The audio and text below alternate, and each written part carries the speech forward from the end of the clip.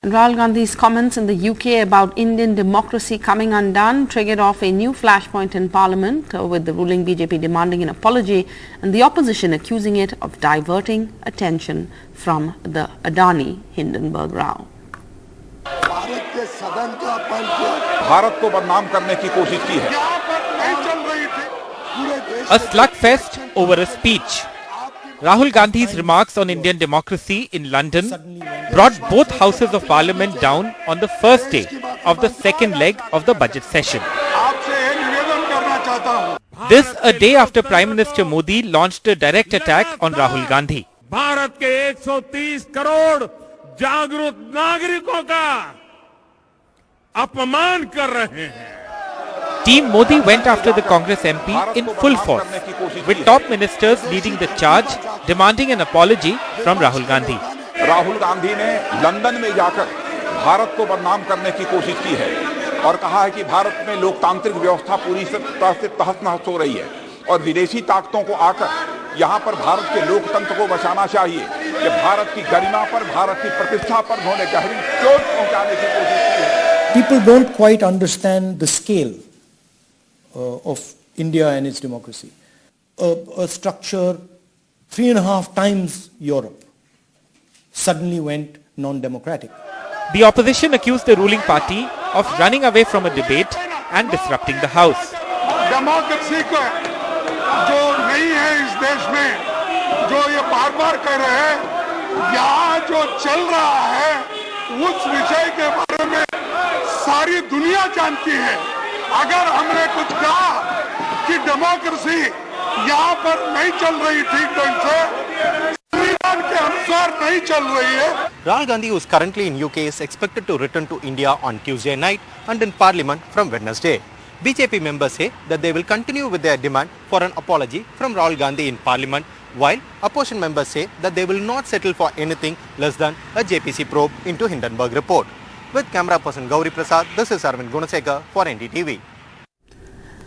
And final arguments for legal recognition to same-sex marriages in India is to be heard on the 18th of April by a 5-judge constitution bench. Any decision on the subject would have a huge bearing on society, the court said, calling it a matter of seminal importance. The hearing will be live-streamed on the Supreme Court website and on YouTube.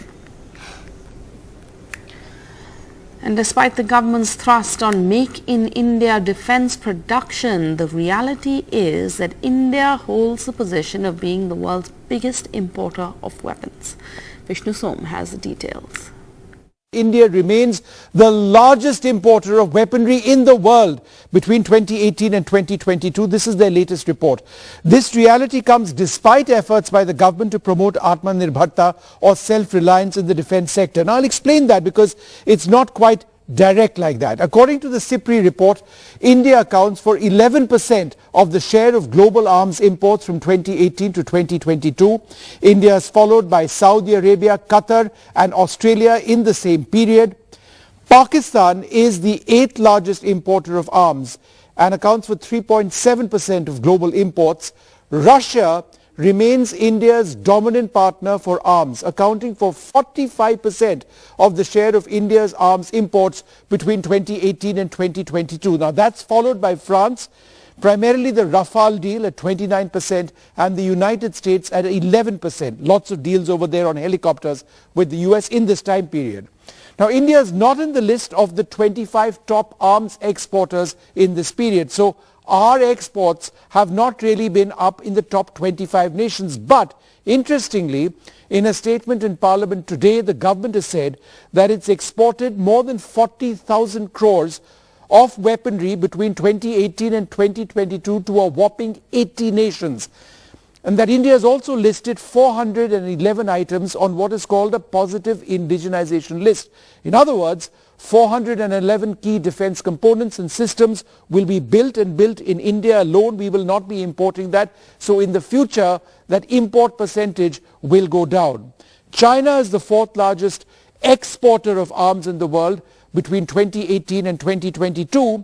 But one final point, Sonia, and if you were asking, why is it that India focuses on Atmanirbharta and yet we are such big arms importers? It's because our requirement is very large. And so the Atmanirbharta weapons we are buying are also entering, but we also need to import weaponry. And there's a heat wave warning across India, with Mumbai leading the brunt.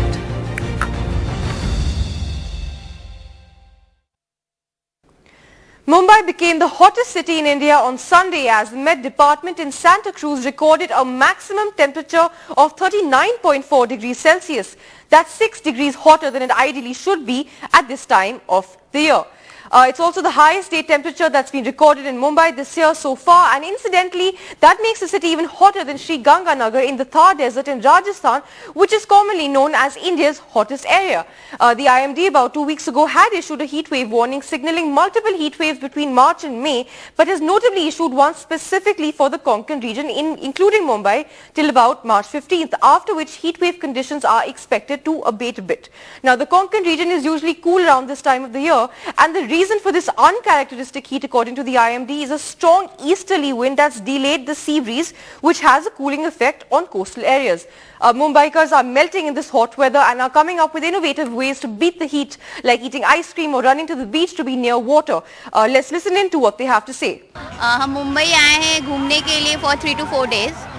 And yes, it's very hot. Expect नहीं किया था कि इतनी गर्मी पड़ेगी, but yes, it's really very hot. March is running and 40 degree, it's intolerable actually. मार्च के महीने में जून वाली गर्मी मिल रही है देखने को, और पसीने बिल्कुल छूट रहे हैं.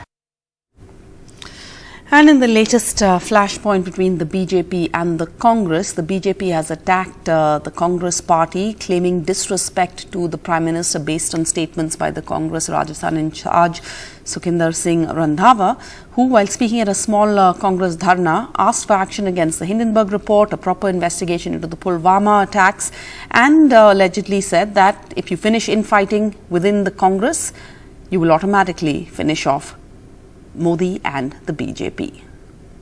मैं सभी लीडर साहबान को कहता हूं कि अपनी लड़ाई खत्म करो, मोदी को खत्म करने की बात करो. अगर मोदी खत्म हो गया तो हिंदुस्तान बच जाएगा. अगर मोदी रहा तो हिंदुस्तान खत्म हो जाएगा. जो कहते हैं ना कि मेरे से बड़ा देशभक्त नहीं है, और भाई साहब आपको तो पता नहीं देशभक्ति का मतलब क्या है. मोदी को पता ही नहीं देशभक्ति का मतलब क्या है. कौन सा बीजेपी का या जनसंघ का लीडर आजादी के टाइम में जिसने आजादी के लिए लड़ाई लड़ी या जेल में गया, जो गए हैं वो सभी कांग्रेस के लीडर हैं, सभी कांग्रेस के परिवार हैं.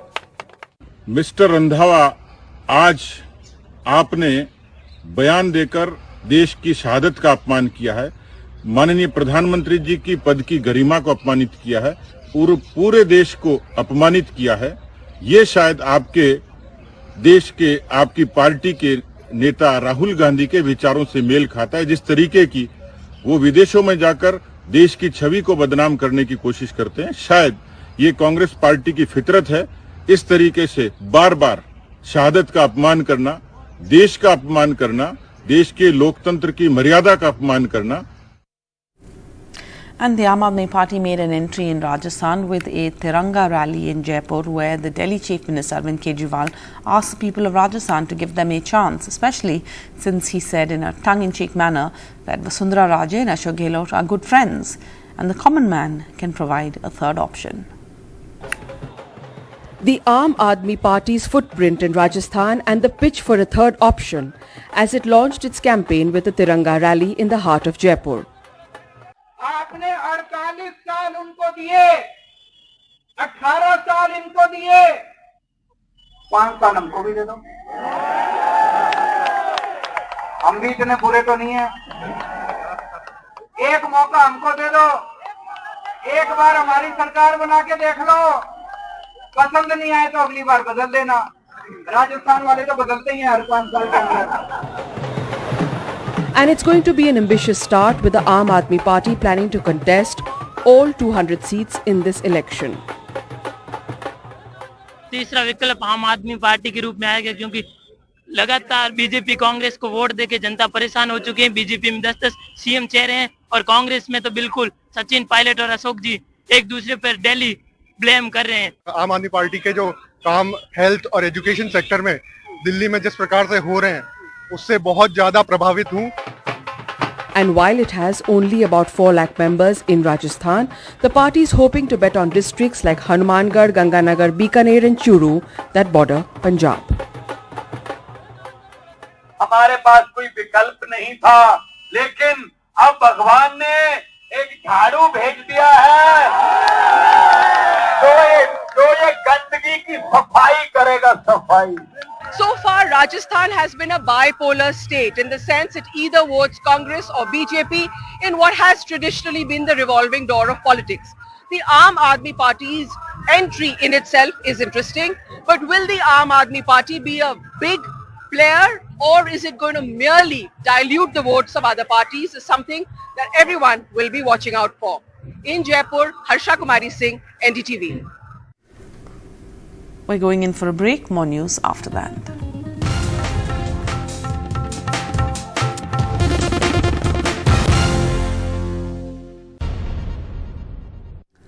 In a horrific story from the national capital, 2 brothers were allegedly mauled to death by stray dogs in South Delhi's Vasant Kunj in the last 3 days, according to the police. This has raised many questions about the state of affairs in our slums and why young children have to go out to urinate.